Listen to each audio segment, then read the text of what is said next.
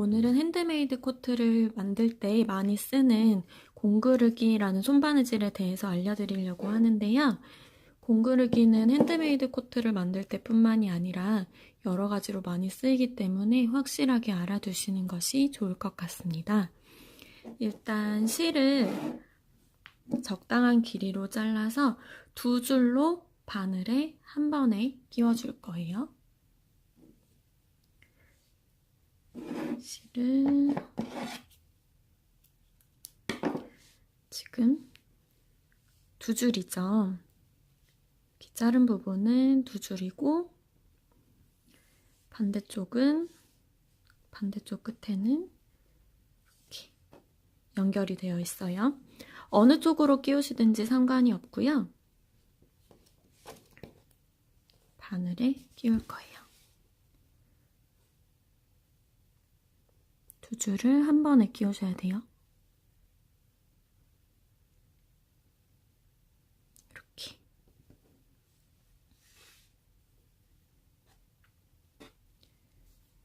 보시면 바늘에서부터 총 4줄이 되겠죠?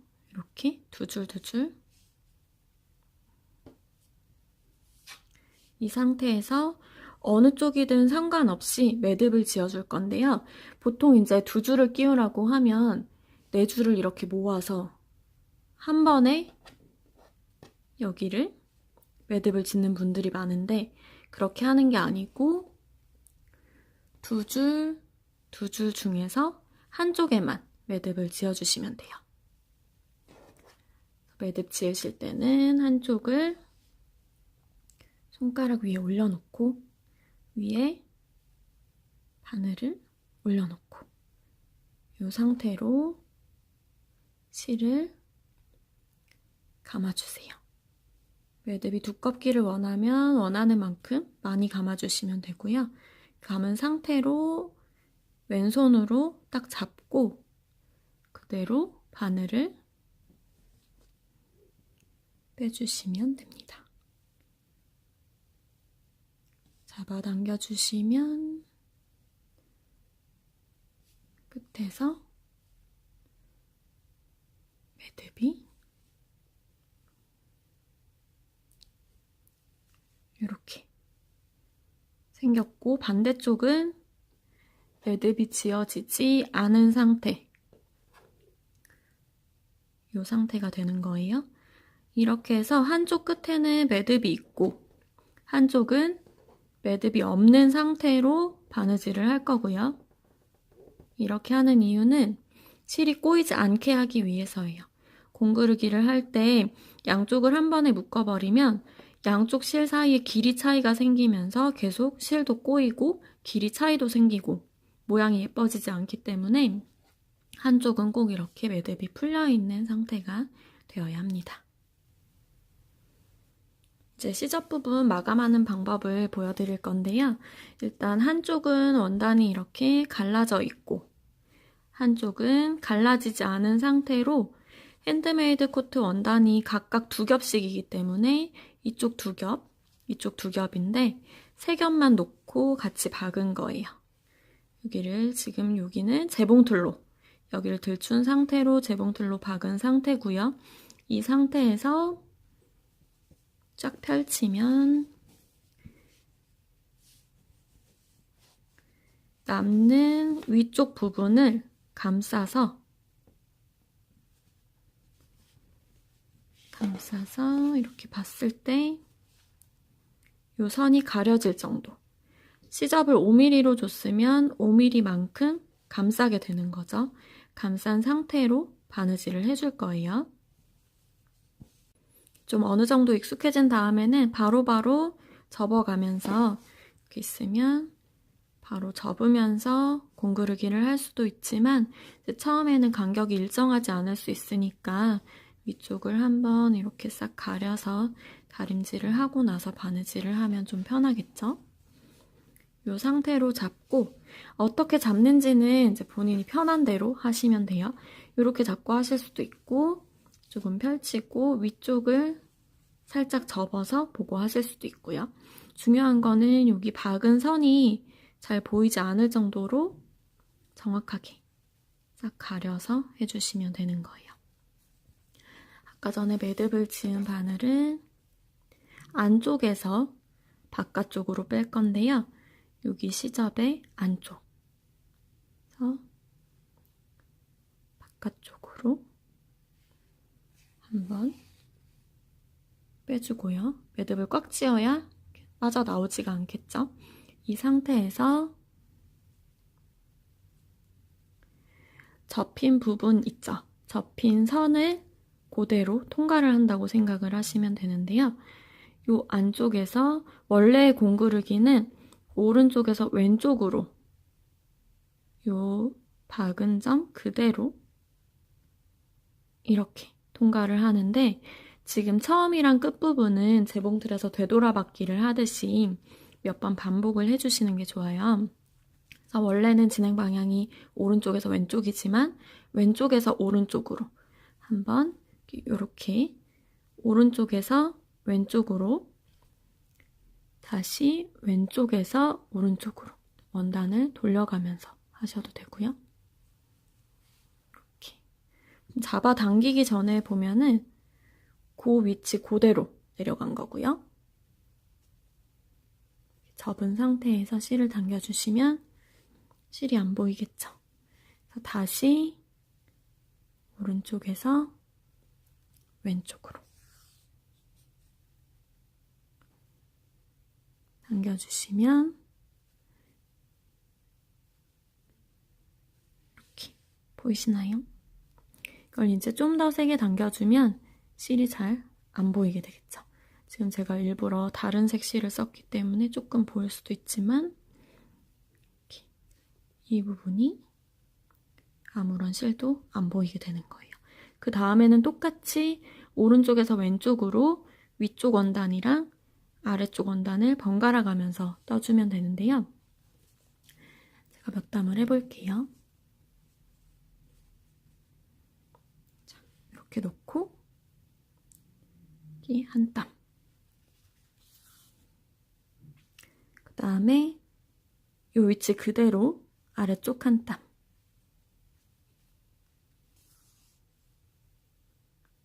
바로 위로 또 한 땀.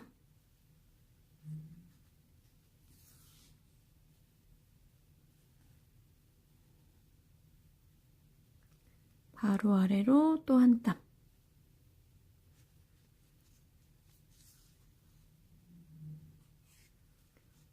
이렇게 해주시면 되고요. 지금 약간 헐거운 상태로 보면 이렇게 보이는데 실을 당겨주시면 딱 붙게 되는 거고요. 여기서 이제 아까 전에 실 연결한 걸 보시면 이쪽이 처음에는 같은 길이었는데 하나는 길고 하나는 짧아졌죠. 이렇게 점점 앞으로 갈수록 길이 차이가 심해져요. 그렇기 때문에 완전히 묶은 상태에서 시작을 하면 실이 점점 꼬이게 되는 거죠. 그래서 아까 처음에 제가 매듭을 묶을 때 한쪽은 풀리고 한쪽은 묶인 상태로 시작을 하라고 말씀을 드렸던 거고요. 이건 이제 만약에 몇 담을 잘못 가서 다시 돌아오고 싶을 때도 그냥 실에서 바늘을 뺀 다음에 다시 거꾸로 가서 바늘을 끼우고 다시 시작을 할 수가 있는 거죠. 두 줄로 연결을 하기 때문에 사실 이 방법이 그렇게 끊어지는 일은 잘 없어요. 근데 이렇게 일자로 계속 연결을 하다 보니까 좀 불안할 수 있잖아요. 그래서 좀 덜 끊어지게 한쪽이 끊어진다 하더라도 풀리지 않게 하려면 바느질을 하실 때 박음질 할 때처럼 약간 뒤로 갔다가 다시 앞쪽으로 와주는 거예요. 아까 전에는 여기에서 시작을 했으면 이쪽으로 갔었잖아요. 바로 위쪽으로. 근데 그보다 살짝 뒤쪽. 요 같은 위치가 아니라 살짝 뒤쪽으로 가서 약간 대각선 방향으로 찔러주는 거예요. 제가 지금 삼각대를 놓고 해서 손이 매우 불편하지만 이렇게 했으면 거기서 또 살짝 뒤쪽 해서 또 앞쪽으로 이렇게 바느질을 해주시면 약간 지그재그 방향으로 뒤로 갔다가 앞으로 갔다가 하면서 박음질이 되기 때문에 나중에 어느 한쪽이 끊어지더라도 다 풀려버리는 게 아니라 그 부분만 끊어진 상태로 멈추기 때문에 좀 더 튼튼하다고 할 수가 있겠죠. 그래서 같은 방법으로 쭉 해주시면 되고요. 끝날 때도 되돌아받기를 하듯이 몇 번 왔다 갔다 해주시는 게 좋은데 여기에서 만약에 끝났다고 하면 진행 방향의 반대 방향으로 이렇게 저는 지금 거꾸로 하지만 원단 자체를 돌려서 해주셔도 돼요. 이렇게 하고 다시 정방향으로 이렇게 몇 번을 반복을 해주시면 되고요. 한 땀만 반복을 하셔도 되고 한 3땀 정도 이쪽으로 갔다가 다시 이쪽으로 갔다가 몇 번을 반복을 해주시면 더욱더 마무리가 튼튼하게 되겠죠. 그래서 이렇게 해준 다음에 이제 매듭을 짓고 끊어야 되잖아요. 여기까지 끝이 났으면 매듭을 지어주세요. 매듭을 지을 때는 매듭이 이쪽에 지어지면 안 되겠죠? 여기 딱 붙어서 매듭이 지어질 수 있도록 본인이 편한 방법대로 하시면 되는데 저는 보통 그냥 실을 걸어서 여기를 딱 누르고 당겨주시면 이렇게 매듭이 생겼죠? 근데 실을 여러 번 감아서 매듭을 두껍게 짓는 방법도 있고 저처럼 이렇게 여러 번 묶어주는 방법도 있어요. 실을 저는 감아서 하면 좀 꼬이는 경우들도 있어서 한 2번 정도 따로 매듭을 짓고요. 이 상태로 여기를 끊어버리면 이 매듭이 너무 잘 보이겠죠. 그래서 안쪽으로 한번 바늘을 찔러 넣어줄 거예요. 이 매듭이 생겼으면 안쪽으로 찔러서 겉면으로 나오도록 그래서 바늘을 쭉 잡아당겨주면 매듭이 안쪽으로 들어가겠죠. 겉에서 봤을 때는 거의 보이지 않을 정도로 이 상태에서 실을 잡아당긴 채로 잘라주세요. 그러면 이렇게 봤을 때 매듭이 안 보이죠? 안쪽으로 살짝 들어가 줬기 때문에 매듭도 안 보이고 잘린 실의 그 끝부분도 안 보이게 됩니다. 바느질 한 걸 앞뒤로 보면요. 여기 뒷면, 안쪽 면이고요. 여기 공구르기를 한 부분. 이쪽은 아직 안 한 부분. 그리고 겉에서 봤을 때는 이렇게 여기가 연결을 한 부분이고요.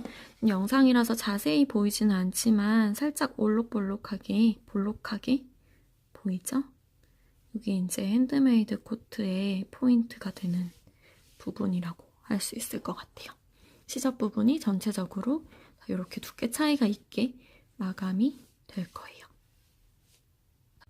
이제 밑단 같은 경우에는 이렇게 원단이 갈라져 있는 상태에서 양쪽 원단을 이쪽도 한번 접고 이쪽도 한번 접어서 이렇게 이런 상태로 공구르기를 하게 될 건데요. 이제 앞뒷면이 있을 때 한쪽 면은 미리 다림질을 해놓고 거기에 맞춰서 여기를 다림질을 했으면 이 선에 맞춰서 반대쪽을 접어서 공구르기를 해주시는 게 좋아요. 여기도 아까 하실 때랑 똑같은 방법으로 해주시면 되는데요. 안쪽으로 매듭을 지은 상태에서 한번 넣어주시고 그 다음에 왔다 갔다 되돌아받기.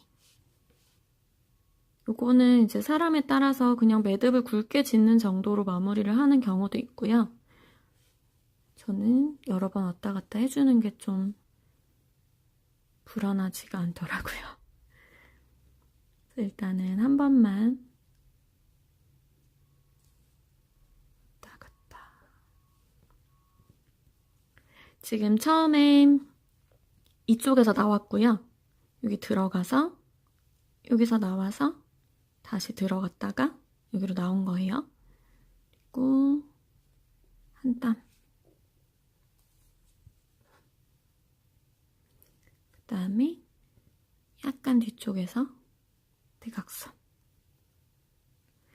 땀 간격이 얼마 정도 되냐고 물어보시는 분들도 있는데 한 3mm에서 5mm 정도 되면 되는 것 같고요.